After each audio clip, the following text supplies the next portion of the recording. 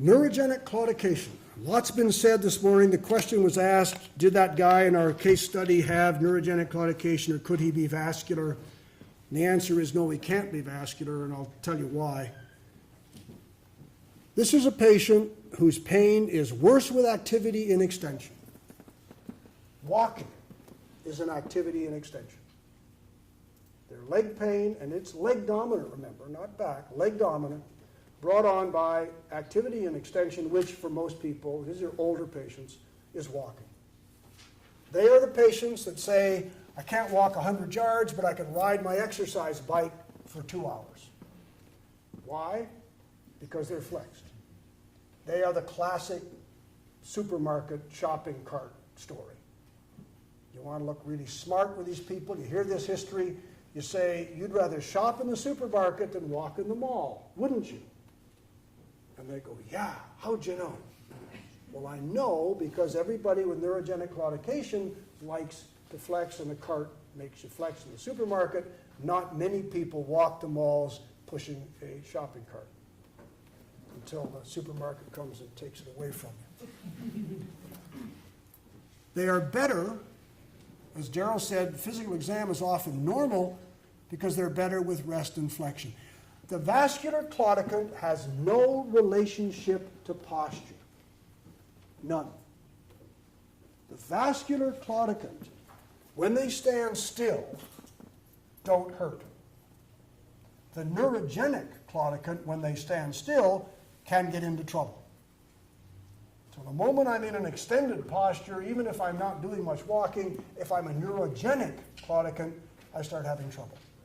There was a study, Daryl, you heard this, at CSS this past year out of London, Western Ontario, looking at the location of pain. And what they found was that the neurogenic claudicant tends to be thigh dominant, that's leg, where the vascular tends to be calf dominant.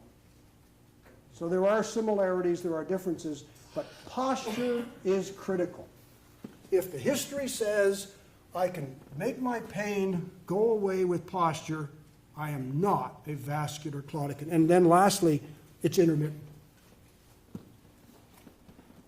Neurogenic claudicants can get relief. Now, can they have both? Absolutely. And one of the funniest sort of, in an odd sort of way, exchanges, and I've had many of these, is between the vascular surgeon and the spine surgeon on who gets to operate first. And the vascular surgeon says to the spine surgeon, you go ahead, you operate first, and then I'll, if you need me, I'm here. And the spine surgeon says, no, you go ahead, you clean up the vessels, and then if they still have trouble, I'll look after the spine. And then the vascular guy says, no, please, you, after you. Whoever goes first loses. I mean, it's absolute for sure. If I'm the spine guy and I go first and the patient gets better, guess who gets the credit? The vascular guy for sending him to me. They go back, oh, thank you so much for sending me to see Dr. Hamlin Hall because I'm all better now, so thank you so much.